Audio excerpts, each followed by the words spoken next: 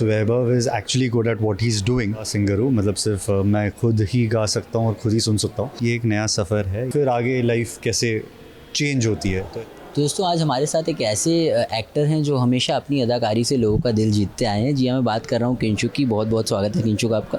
Hi, thank you so much, welcome guys, it's good to see you guys again. और आप लोगों के साथ तो बहुत ही स्पेशल रिश्ता रहा है हमेशा से। सो क्या ओके, तो पहले तो बताइए कि ये शो कितना स्पेशल है, क्योंकि एक बहुत ही अलग स्टोरी है, म्यूज़िक का बैकग्राउंड है। पहले बताइए थोड़ा शो के बारे में, किस तरीके से आना हुआ शो। शो के बारे में आई थिंक ए दिल जो ये शो है, I think it's interesting because अभी आई थिंक म्यूज़िक बहुत ही इम्पोर्टेंट फैक्टर होता है लाइफ में। एंड म्यूज़िक को लेकर ये जो कहानी है, दो अलग सुपरस्टार्स जो अपने ज़माने में रह चुके हैं, दो नए उभरते सुपरस्टार्स, और फिर इन चारों के रास्ते कैसे मिलते हैं, क्रॉस रोड्स पर क्या क्या चीज़ें होती है, एंड फिर आगे लाइफ कैसे चेंज होती है। तो I think that's the point. Okay, तो जैसे आपने बताया दो नए उभरते सुपरस्टार्स, तो क्या हम किंचुक को एक वो इस बार सिंगर वाले किरदार में देखने वाले हैं? You never know. Actual life में तो मैं बहुत ही बेकार बुरा सिंगर हूँ, मतलब सिर्फ मैं खुद ही गा सकता हूँ और खुद ही सुन सकता हूँ। बट या आई थिंक इसी बहाने शायद कुछ एक नई कला सीखने मिल जाए यहाँ पर। ओके, और साथ ही ये भी बताइए कि स्टोरी लाइन किस तरीके से चलने वाली है। जैसे आपने बताया कि कुछ पास्ट होने वाला है और कुछ नई, मतलब जनरेशन वाला क्या है, वो कुछ गेम होने वाला है इसमें। सो मैं अभी आपको बहुत ज़्यादा नहीं बताऊंगा, because I want you guys to have the curiosity and come and watch the show. But हाँ, बहुत ही जल्द आ रहा है ये दंगल पर। सो देखिए, एंड यस, हिंट के लिए यही काफ़ी है कि two different generations meet at one cross road, और फिर ज़िंदगी आगे कैसे बढ़ती है। ओके, बताइए अगर एज एन सिंगर एक प्ले करना कैसा रहा है अब तक। अभी तो प्ले करना शुरू हो रहा है। सो या अभी तो हम फिलहाल प्रोमो शूट कर रहे हैं। Very much excited, and I am very much excited to meet the entire team also, because अभी सबसे मिलकर आइस ब्रेकिंग सेशन भी नहीं हुआ है। तो I think the very first day is gonna be a very interesting ice breaking session here. Okay, ice breaking की आपने बात की, क्या किसी से कभी मिले हैं पहले, जितनी कास्ट अब तक पता है? नहीं, कभी किसी के साथ पहले काम नहीं किया है। सुहासी जी के साथ मैंने एक मॉक शूट किया था पहले, बट कुछ वजह से हमने वो शो आगे किया नहीं था। But yeah looking forward, I think the best part about a new show is you get to meet new people, और एक नया ग्रुप बनता है, and touchwood looking for a good journey ahead. Okay, साथ ही जब एक हर नया शो आता है तो अपने साथ कुछ नए चैलेंजेस लेके आता है, क्योंकि एज एन एक्टर आप हमेशा रूट करते रहते हैं कुछ नए परफॉर्मेंसेस के लिए। बताइए इस शो के साथ क्या होना है?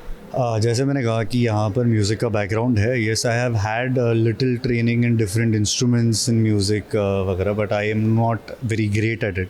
सो yes, making people believe that Vaibhav is my character name. So Vaibhav is actually good at what he is doing is the biggest challenge और task for me as an actor इसमें।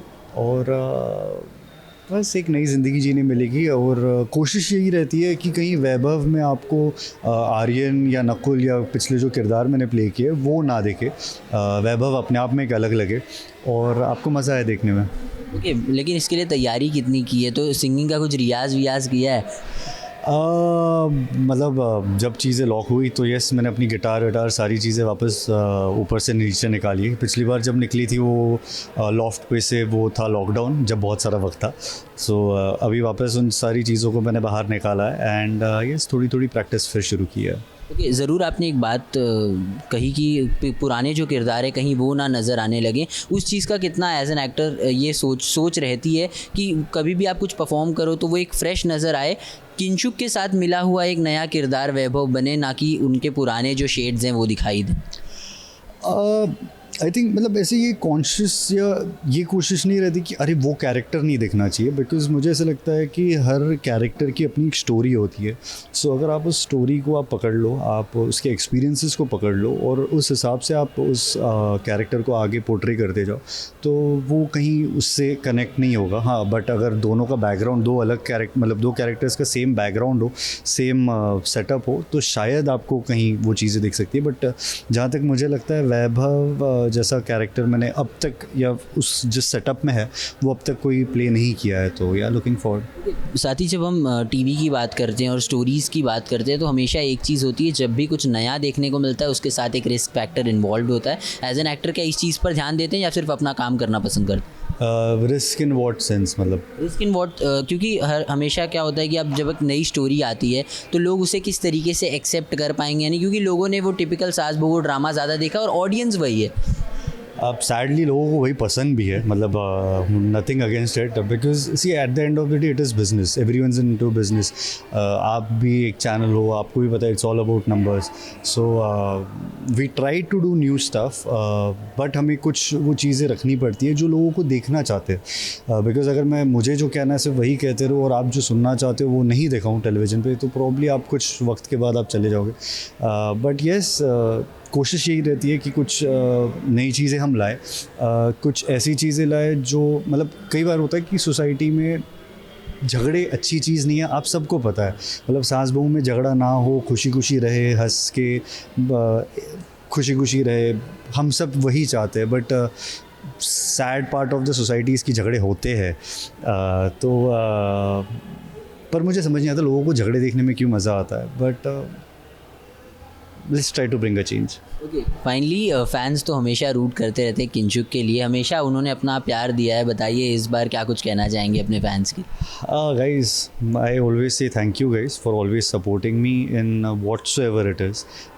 So yes, ये एक नया सफ़र है, एक नई जर्नी है, एक नए चैनल के साथ, because I have never worked with Dangal before. So yes guys, come do watch the show and ऐसी बहुत सारा प्यार देते रहिए जैसे आपने हमेशा दिया है।